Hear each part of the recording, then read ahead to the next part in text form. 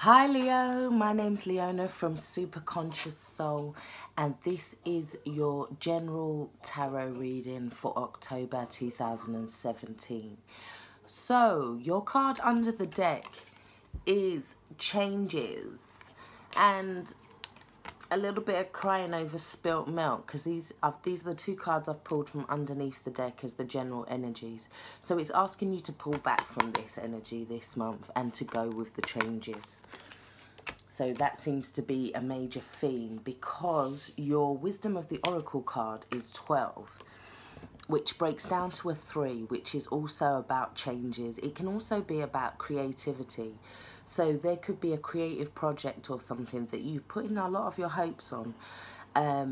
But this card in general, it's just saying to allow the changes to come in. You can't plan for everything. It's just saying to you to just take a little step back, yeah, and realize that this month I feel like there could be sudden changes at work, possibly here. There could be sudden changes with relationships. But this card is asking you to just have faith that these changes can kind of bring about a sense of bring about a miracle for you guys this month. It's these changes that are going to kind of guide you to where you need to be. In relationships, it can also talk about there being a lull and you're not feeling like you're on the same page as people. But just allow the universe to do what it's doing and have a little faith.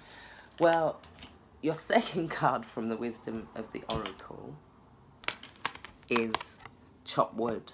So this is saying let the universe do it and you just tidy your house, basically. This is saying to just have a little bit of patience.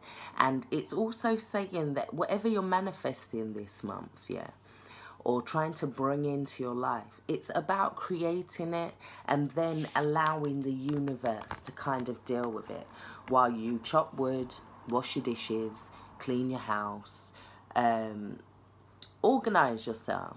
But just take time away from thinking about what you need to do and what you need to achieve. So it's asking you to just take a little step back and use these chores or whatever you need to do as a form of meditation. Do them mindfully, let's say.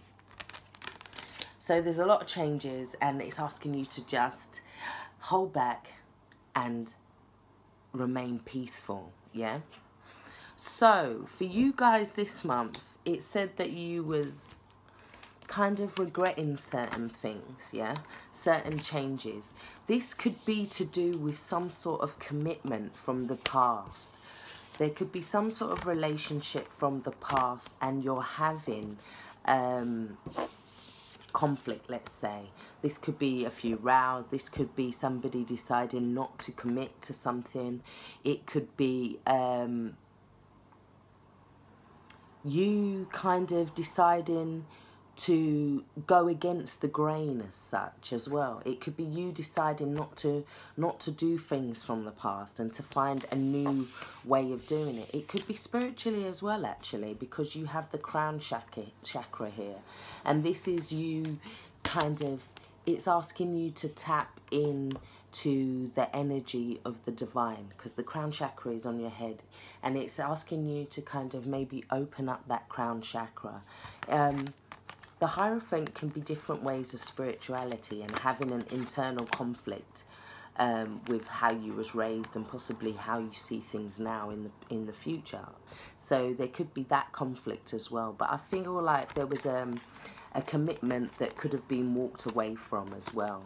Or you could be feeling nostalgic about somebody from the past that you would like to possibly commit to. What else? It could also be like organisations, because we've got the Hierophant. It could also be organisations, you wanting to free yourself from certain organisations, institutions. It could be obstacles coming from this, money. It could be to do with university, schooling, any kind of higher institution, the government perhaps as well. But it could be, I do get that it's walking away from a relationship in the past though. But being conflicted possibly about walking away from it. But you do have the Ace of Cups underneath the Hierophant. So there's something that the universe kind of brings in for you that if you tap into it, if you notice it being offered to you and you tap into it, it can bring about a wealth of abundance, a wealth of emotional abundance, a wealth of fulfillment. It's like tapping in. Some of you could also be feeling a little bit drained emotionally this month as well, or coming out of that period of feeling drained. Yeah.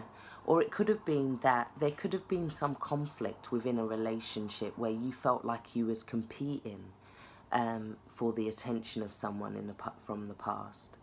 But whatever, the information is asking you just to connect back to your crown chakra again, to connect to the divine, to connect to God in whatever way you do that. God, source, universe, put whatever denomination in there. But the universe is giving you something back as a result of this. It's something that's going to make you feel emotionally fulfilled and make you feel like you can start making plans for the future again. Because I feel like once it comes through, there's going to be a cycle, an ending of a cycle, a completion.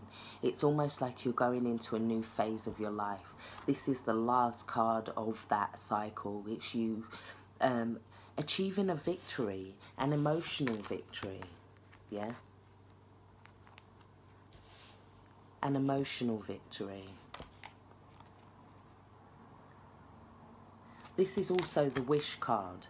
So it's like with the completion of with this completion that you go through, it's like the universe blesses you with a wish as well. So think about what it is that you want, what it is that's going to bring about emotional fulfillment for you. And yeah, put your energy into it and then just let it go and let the universe deal with it. Yeah. Because I feel like it will feel like your ships are coming in, and it'll feel like the world is your oyster and you have the whole world at your hands and you can make plans now. So in terms of work, I'm getting that work is progressing pretty steadily. It's steady enough, yeah. But then I feel like this big event or something unexpected comes through with this tower that kind of forces you to have more drive, let's say, more energy towards something. So you start using your creative passion towards something and it starts to move fast. But with this tower, this unexpected tower, the change in the wind is asking you to realize that this tower is only coming in to change the wind, to bring about a transformation. Yeah.